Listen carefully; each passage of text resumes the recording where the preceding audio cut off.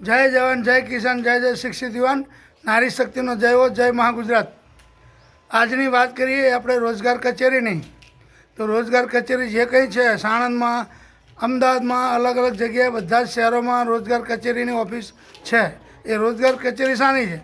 Government છે। રોજગાર કચેરી કોઈ પ્રાઇવેટ નથી, છતાં પણ ત્યાં પ્રાઇવેટ કંપનીઓના દલાલ બનીને સરકાર રોજગાર કચેરીની અંદર પ્રાઇવેટ કંપનીના દલાલો બનીને જે પ્રાઇવેટમાં નોકરી લેવાની છે એ લોકોને ત્યાં બધાને ભેગા કરીને પેપરમાં આપે છે કે આ રોજગાર કચેરીમાં આટલી કંપનીઓને નોકરી લેવાના છે, તો તમે નોકરી માટે ઈચ્છા હોય તો લાયકાત પ્રમાણેના ડોક્યુમેન્ટ જમા કરાવવા।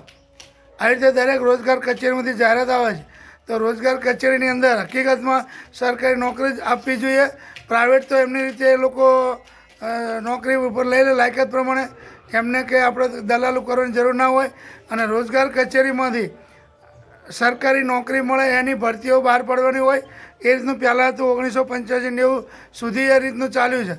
ભાજપ સરકાર આવ્યા પછી એનો બદલાવ થયો, બાકી રોજગાર કચેરીમાંથી સરકારી નોકરી મેળવવાની હોય એ લોકોને જ બોલાવવામાં આવે છે।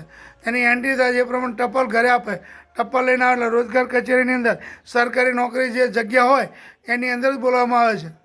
જ્યારે અત્યારે પ્રાઇવેટ કંપનીના દલાલ થઈ અને એ લોકોને નોકરી અપાવવા માટે એ લોકોના દ્વારા આ કામ કરે છે।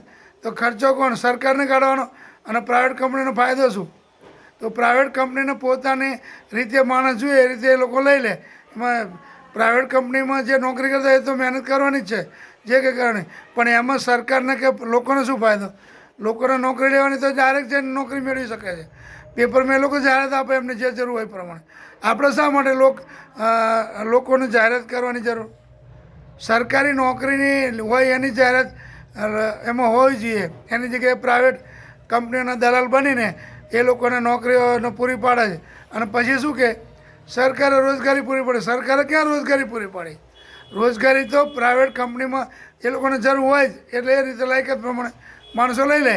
ચાહે આઈટીઆઈ કરેલું હોય કે અન્ય ટર્નર હોય કે ફિટર હોય કે પ્લમ્બર હોય, કે જે લાયકાત પ્રમાણે એમને જરૂર હોય એ પ્રમાણે એ લોકો ત્યાં બોલાવતા અને એ રીતે એ લોકો ભરતી કરે।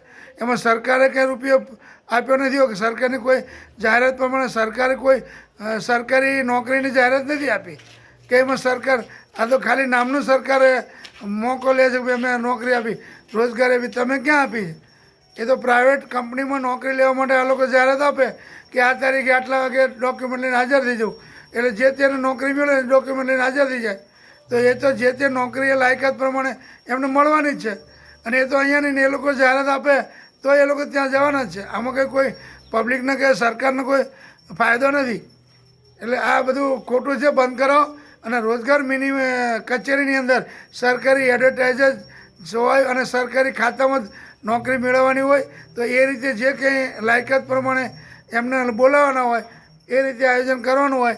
એટલે આ રીતનું જે પહેલાં હતું એ રીતે નરેન્દ્ર મોદીજી તમે આ થોડું ધ્યાન આપી અને રોજગાર કચેરીમાં જે પહેલાં સરકારી નોકરી લેવામાં આવતા હતા પટ્ટાવાળામાં કે જે કંઈ જગ્યાએ, તો એ રીતે ત્યાંથી નોકરી લે અને ત્યાંથી નોકરી મળે એ રીતે મોદીજી તમે જરા ધ્યાન આપી અને આટલું જરા કામ કરો એવો અમે તમારી જોડે આશા રાખીએ છીએ અને તમને અમે વિનંતી કરીએ છીએ।